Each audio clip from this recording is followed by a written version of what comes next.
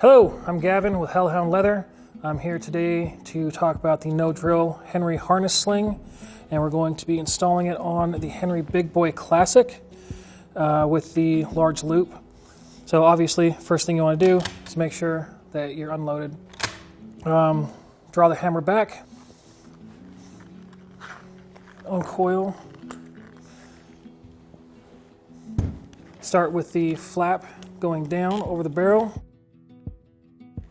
Run it over the loop, and here, make sure that it's off of the hammer, and then just muscle it down over the lever.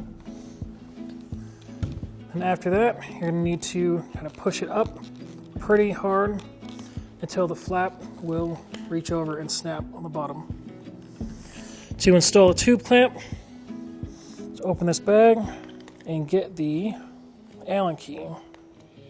And there's a little screw on the side of the tube clamp. Take that out.